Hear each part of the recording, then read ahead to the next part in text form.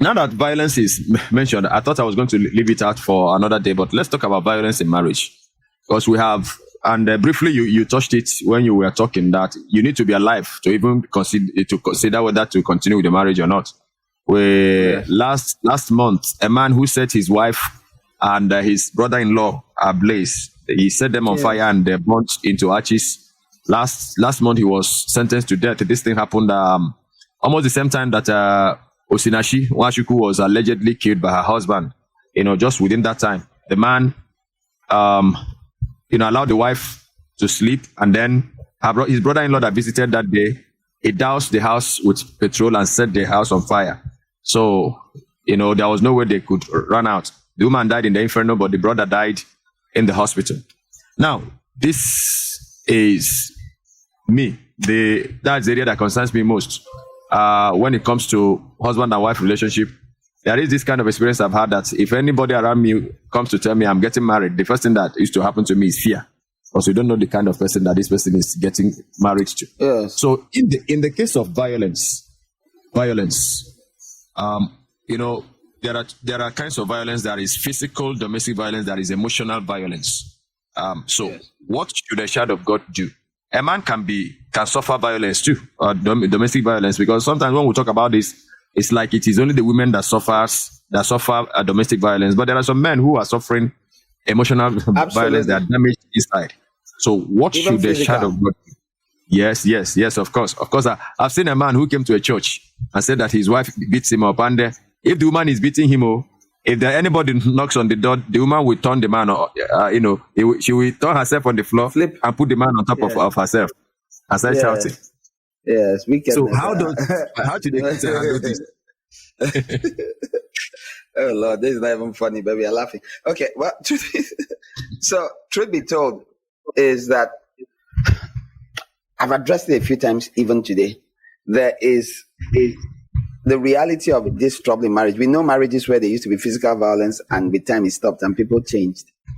In all these things, you're talking about Christian, by a pastor years ago, they say he used to be a boxer in the past, and he would box his wife, and of course, one would look at it from one angle and say, oh yeah, it's the man's fault. And I used to be like that for many years, till I heard very many stories that made me now, I didn't swing to the other extreme, I stay in the middle. I presume nothing. There are many, many women whom the devil uses very thoroughly, very effectively, to drive a man crazy, and just cause a lot of trouble. So the presumption, we know women use their words as weapons, and men are more inclined to use their hands. Some men, depending on his background and everything.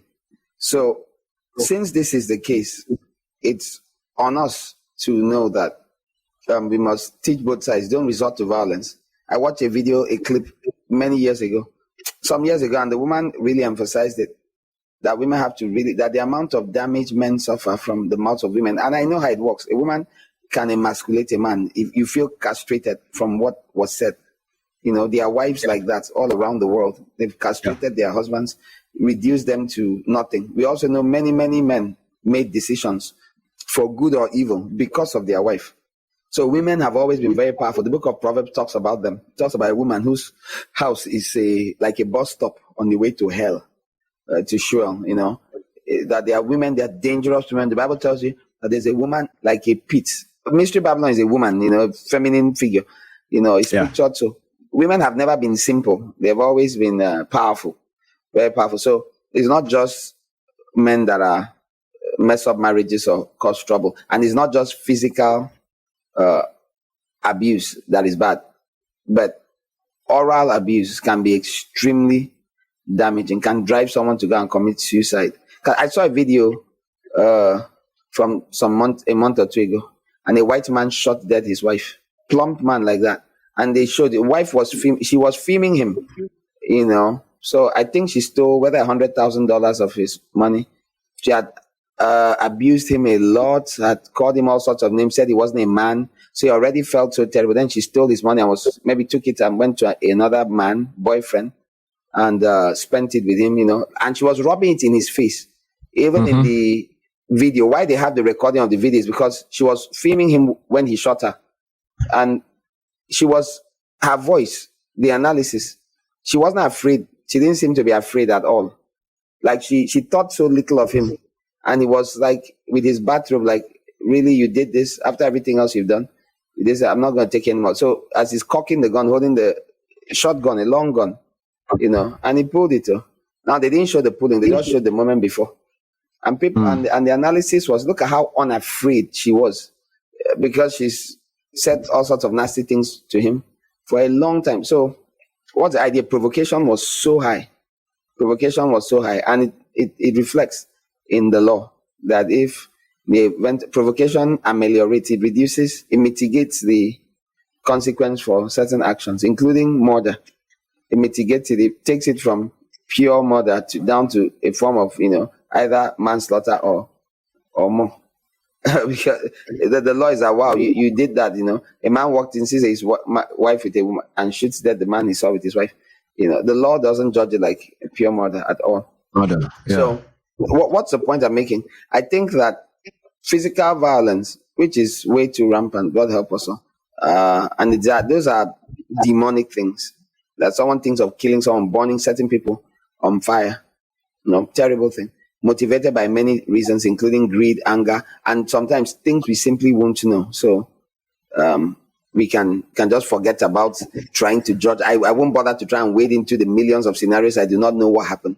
There's so many scenarios. There's a scenario where the woman is poisoning the man, putting poison in his tea. I think I spoke about it in my divorce series, putting poison in his tea constantly, bleach. And he's installed cameras because he suspected something was off. And you can see her doing it, coming quickly, putting in the coffee maker. An American soldier reported and they arrested her, and, whatever else they've done about it, I think it was very light. But the whole point is that there's abuse, and a lot also has come from females in recent times, especially outside this country. But inside, if you hear me speak about, when I found out what the laws, why Americans divorce so often too, many times the women marry, there are many women that marry the man simply with the intention of getting him to pay alimony so they can live off it, So those kinds of terrible wickedness, you married someone with the intention of dumping him immediately and as soon as you could, and taking his money. So he keeps working. Some of them have to work so hard. As he makes the money, he sends it. If he doesn't send it, he'll be arrested. So many women resorted to actually doing that evil and allowing themselves to be used to, by the devil. The least you can say. So this is reality. So I think you can step away when there's physical violence against you. I already said this. You can pack away, go away. God help you, but move away. If you're in a church, you should report it to the church leadership and do it fast, early. Tell them soon. Don't, after 2 times, you realize, this seems to be a weakness, a pattern. He may need deliverance. She may need deliverance. There are females I know, people I've prayed for, that said they're very violent as young females, teenagers. They'll carry bottle. So they are demons, and we've prayed for people and seen them become calm, much, much more gentle people. So if there are demons involved, you can't talk it away. You need to cast it out. You drive out the demons. If it's not demons, it's just a habit. You grew up seeing in physical domestic violence. Many people that grew up seeing domestic violence will be inclined to domestic violence because they've seen it. There's something in the human psyche that anything you see, you find it possible to replicate. Yes. So there are many people who grew up seeing, there are women who grew up seeing their mothers fighting their husbands, and it's nothing to them. Some grab the husband first. They grab him first and start assaulting him. I was being told by someone about a legal matter that came up, someone directly, and how the husband is big on the wife, and the man will wake up and see her, and she's holding a knife to his throat, and he has to spend how long begging, because if she pulls, and she's from a wealthy family, not locally, not here, some other parts of the nation, and again, there are all these scary things you hear. And there's the one he said almost threw him off the balcony. And the defense was that, look at the size of, how can she's smaller than the husband, but he said that it's like she has a strength that is inconceivable. So I know enough because of my spiritual background to know that, we've seen things.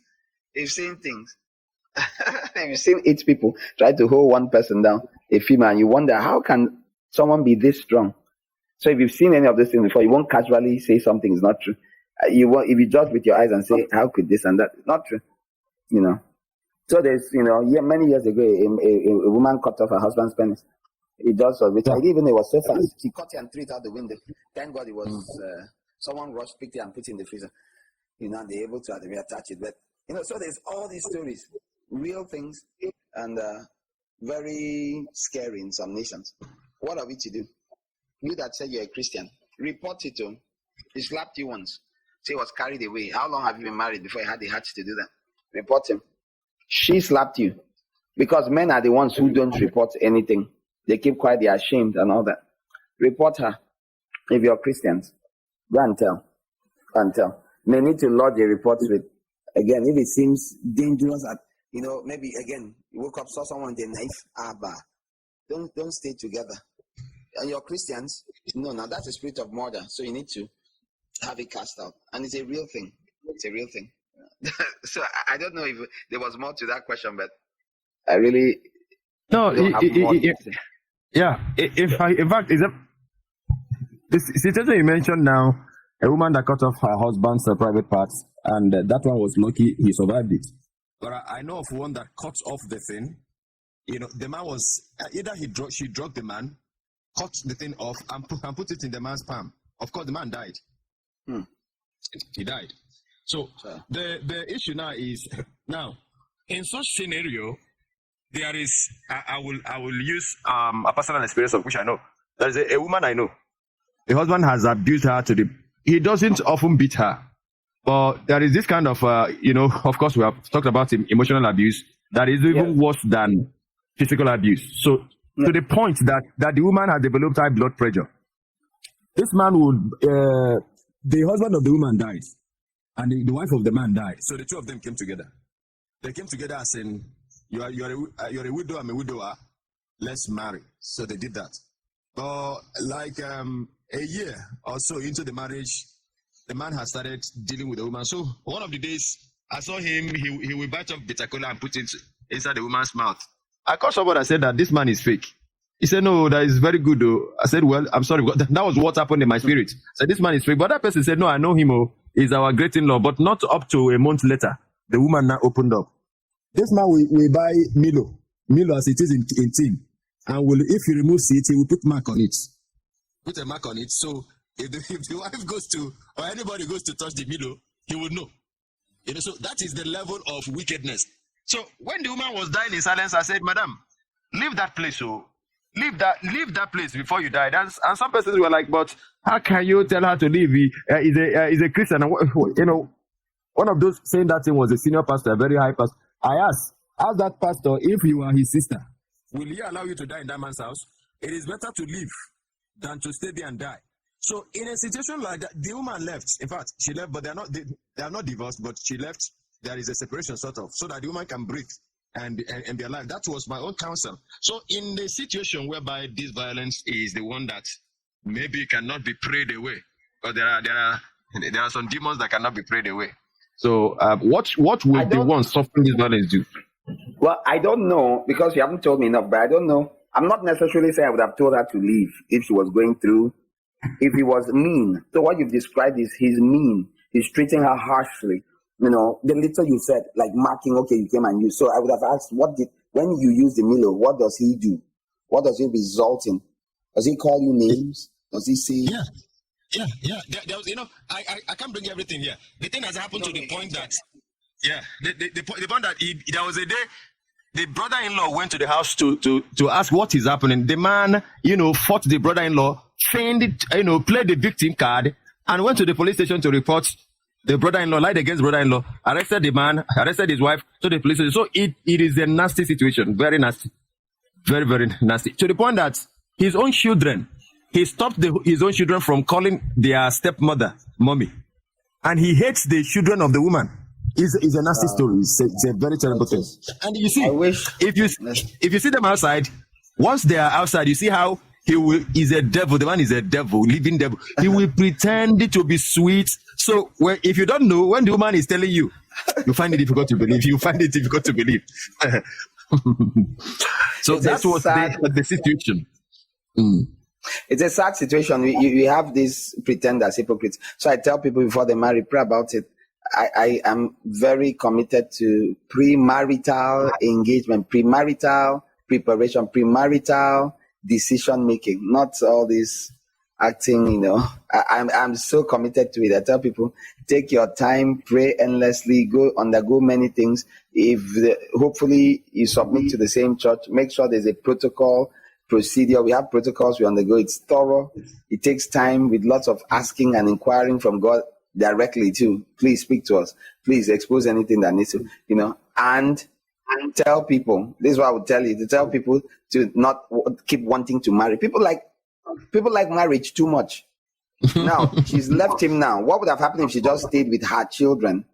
She would have had some peace in her heart. Maybe someone else would have married her, etc. But there's too much. Again, there's a lot of things that contribute. There's the one that, how will I do without a man? How will I do without the presence of a father? Now that he hates them, that even scars the children more, and so on. So my big approach to marriage is ask God, pray. Do not act as though if you don't marry, you will die. That's even someone that was married before. How much more those that are single and have never married before? I tell them it is much better to marry later, but you marry better than to marry, like you said, a devil that causes constant misery